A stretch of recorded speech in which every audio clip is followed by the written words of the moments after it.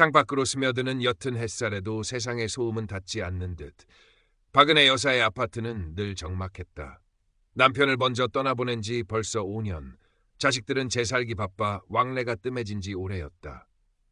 거실 한편 남편의 온기가 남아있는 듯한 낡은 안락 의자만이 덩그러니 빈자리를 지키고 있었다. 무료함과 외로움이 짙게 드리워진 일상이었다. 그녀의 유일한 말벗은 베란다에서 햇볕을 쬐는 난초 몇 개와 가끔 걸려오는 보험이나 카드 회사의 판촉 전화뿐이었다. 어느 날 무심히 TV 채널을 돌리던 은혜는 우연히 시니어 스마트폰 활용 교육 광고를 보게 되었다. 세상과 통하는 즐거움, 지금 시작하세요. 활기찬 광고 문구가 어쩐지 그녀의 마음을 붙들었다. 젊은 시절 교사로 일하며 아이들과 소통하는 것을 낙으로 삼았던 그녀였다. 나도 다시 세상과 이야기할 수 있을까? 작은 호기심이 고개를 들었다. 며칠을 망설인 끝 딸 지연 9세에게 조심스레 말을 꺼냈다. 지연아, 엄마도 스마트폰이라는 거 한번 배워볼까 하는데 요즘 노인들도 많이들 쓴다더라. 일에 치여 사는 딸은 처음에는 엄마, 그거 복잡해서 잘 쓰시겠어요? 괜히 이상한 거 눌러서 고장내지 마시고요. 라며 시큰둥한 반응을 보였다. 하지만 은혜의 간절한 눈빛에 못 이기는 척 구형 스마트폰 하나를 구해다 주며 기본적인 사용법을 알려주었다. 화면을 누르는 것조차 어색했던 은혜에게 스마트폰은 그야말로 신세계였다. 손주들 사진을 받아보고 옛 동료들과 안부를 주고받는 소소한 즐거움에 시간 가는 줄 몰랐다. 그러던 어느 날 은혜는 지연이 깔아준 시니어 취미 공유 밴드 늘푸른 쉼터에 가입했다. 그곳에는 비슷한 연배의 사람들이 신화 그림, 여행 사진 등을 올리며 소통하고 있었다.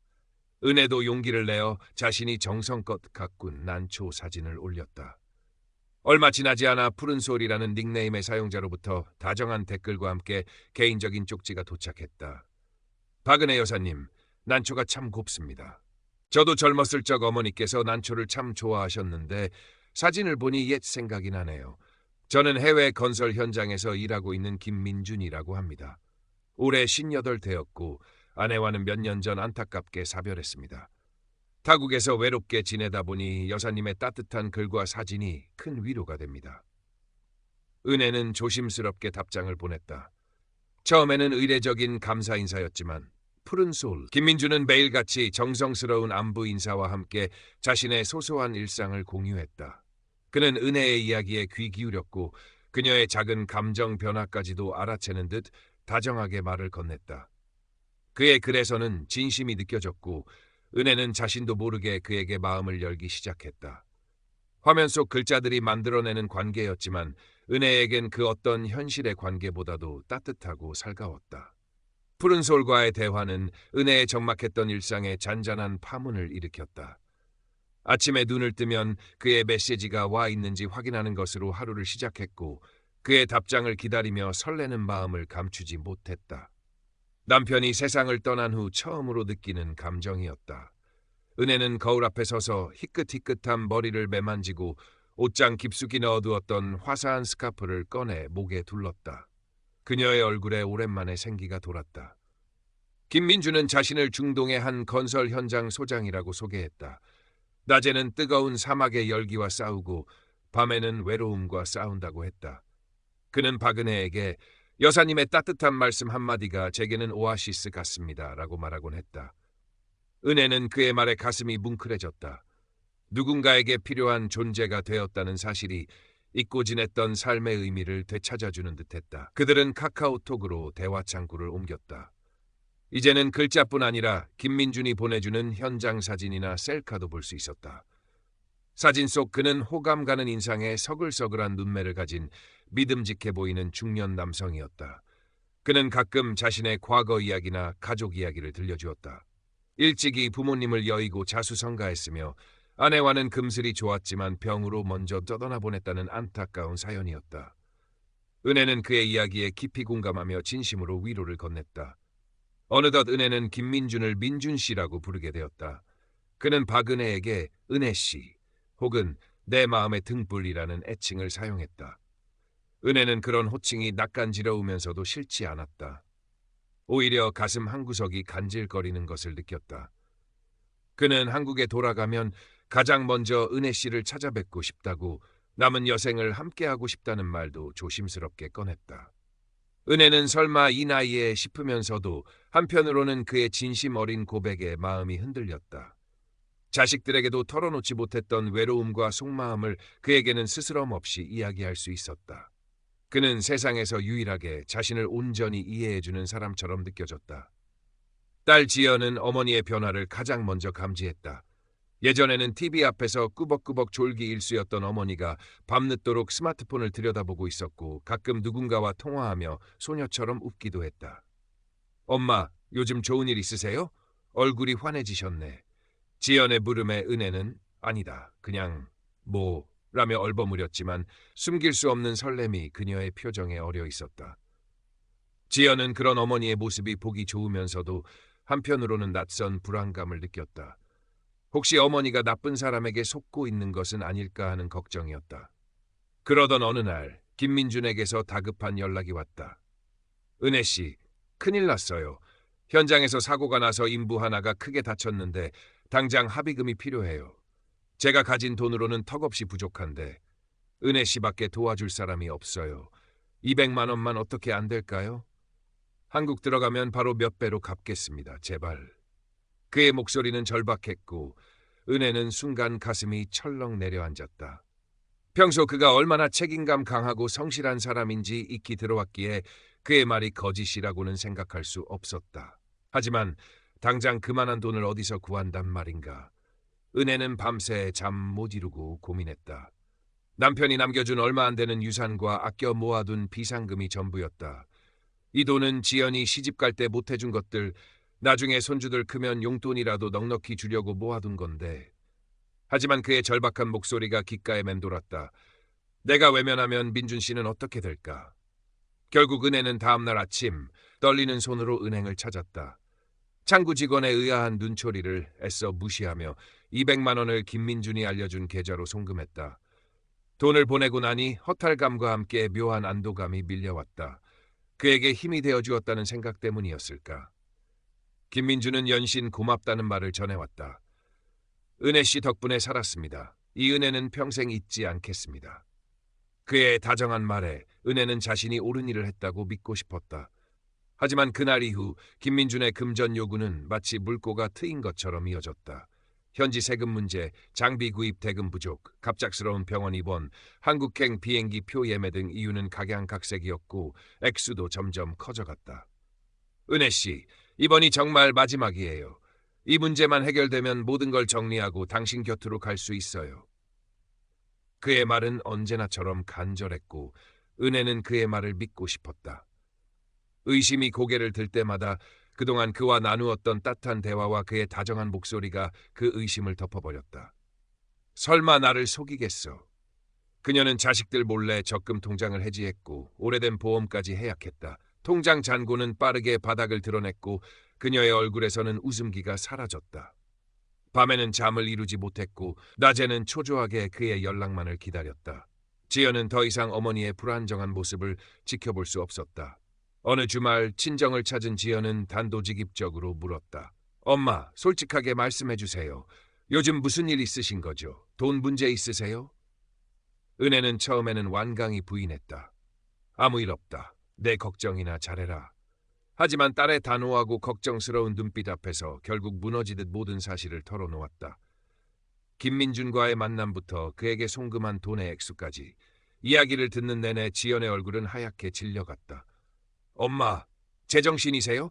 얼굴도 한번 못 본 사람한테 어떻게 그런 큰 돈을... 그 사람 사기꾼이에요. 엄마 속은 거라고요. 지연은 충격과 분노에 휩싸여 소리쳤다. 은혜는 딸의 격한 반응에 아무 말도 하지 못하고 고개만 숙인 채 눈물만 흘렸다. 자신이 얼마나 어리석었는지 그리고 딸에게 얼마나 큰 실망을 안겨주었는지 깨달았기 때문이다. 한바탕 폭풍이 지나간 후 지연은 깊은 한숨을 내쉬었다. 지금은 어머니를 다그칠 때가 아니었다. 이미 엎질러진 물이었다. 엄마, 일단 진정하세요. 지금부터라도 정신 차리고 해결 방법을 찾아봐요. 그 사람, 김민준이라는 사람, 아직 연락은 되죠? 은혜는 힘없이 고개를 끄덕였다. 지연은 어머니의 스마트폰을 받아들고 김민준과의 카카오톡 대화 내용을 처음부터 꼼꼼히 살피기 시작했다. 그의 달콤한 말들, 그리고 그 뒤에 숨겨진 검은 속셈이 조금씩 드러나는 듯했다. 지연은 인터넷에서 로맨스 스캠, 온라인 사기 수법 등을 검색하며 밤을 새웠다. 김민준이 보낸 사진들을 구글 이미지 검색에 넣어보았다. 아니나 다를까 그가 자신의 것이라고 보냈던 멋진 해외 풍경 사진이나 고급스러운 사무실 사진들은 모두 인터넷에서 떠도는 이미지들이었다. 심지어 그의 프로필 사진조차 어느 무명 외국인 모델의 사진을 도용한 것이었다. 그가 언급했던 해외 건설 회사 이름이나 프로젝트명도 실체가 없거나 거짓 정보임이 속속들이 드러났다. 다음 날 지연은 어머니를 설득하여 함께 은행을 찾았다. 송금 내역을 확인하고 김민준이 사용한 계좌에 대해 문의했다. 은행 직원은 개인정보라 알려줄 수 없다는 말만 반복했지만 지연이 끈질기게 항의하자 마지못해 해당 계좌는 최근 의심 거래로 신고된 이력이 있다는 사실을 귀tip해 주었다. 그것은 대포 통장일 가능성이 높다는 명백한 증거였다. 지연은 곧바로 어머니를 모시고 경찰서 사이버 수사팀을 찾아갔다. 담당 경찰관은 은혜의 진술을 듣고 증거 자료들을 검토했지만 표정은 밝지 않았다. 어머님, 안타깝지만 이런 종류의 온라인 사기는 범인을 특정하기가 매우 어렵습니다. 대부분 해외에 서버를 두고 활동하고 계좌도 대포 통장을 사용하기 때문에 추적이 쉽지 않아요. 피해 금액을 돌려받는 것은 더더욱 힘들고요. 경찰관의 말은 비수처럼 은혜의 가슴에 꽂혔다. 희미하게나마 품고 있던 마지막 희망마저 사라지는 듯했다. 경찰서를 나서는 은혜의 발걸음은 천근만근 무거웠다. 자신이 평생 모은 돈, 남편이 남긴 마지막 유산까지 한순간에 날려버렸다는 자괴감과 허탈감에 온몸의 기운이 빠져나가는 것 같았다. 지연은 그런 어머니의 축 처진 어깨를 말없이 감싸 안았다.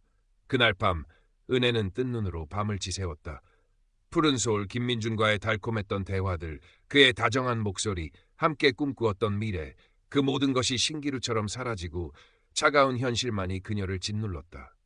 자신이 얼마나 어리석고 순진했는지, 그의 거짓말에 얼마나 쉽게 농락당했는지 생각할수록 분노와 수치심에 몸서리가 쳐졌다.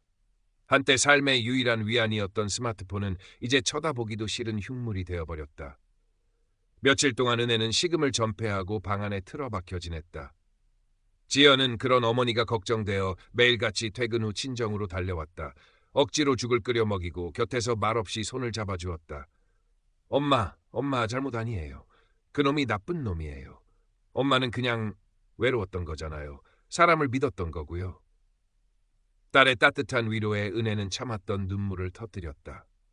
한참을 아이처럼 울고 나니 마음속 응어리가 조금은 풀리는 듯했다. 지연은 포기하지 않았다. 인터넷 로맨스 스캠 피해자 모임 카페에 가입하여 정보를 얻고 변호사 상담도 받았다. 비록 돈을 되찾을 가능성은 희박했지만 어떻게든 그 사기꾼에게 죗값을 치르게 하고 싶었다. 그러던 중 카페에서 어머니와 비슷한 시기에 동일한 수법으로 피해를 본 다른 피해자들의 사연을 접하게 되었다. 그들이 공유한 사기꾼의 특징과 계좌 정보 중 일부가 김민준의 것과 일치했다. 지연은 즉시 이 정보를 경찰에 추가 증거로 제출했다.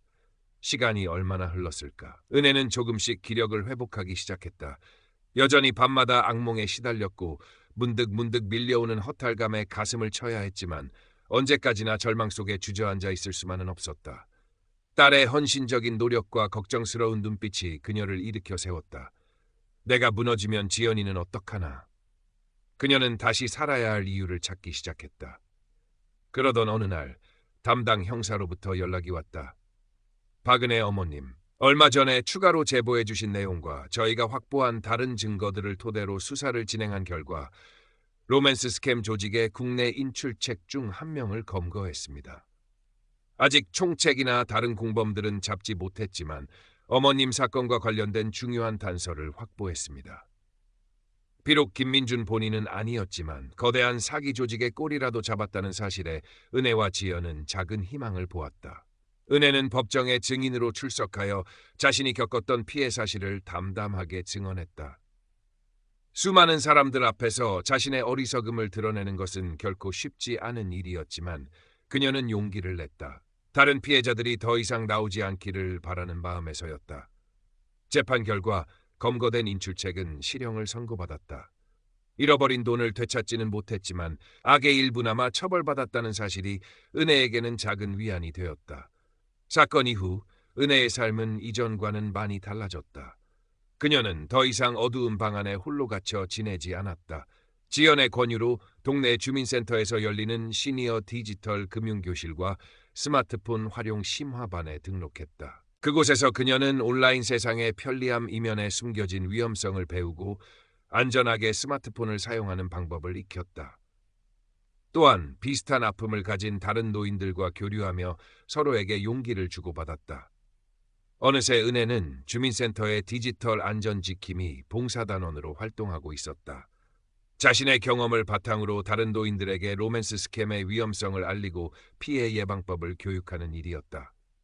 처음에는 부끄럽고 망설여졌지만 자신의 이야기가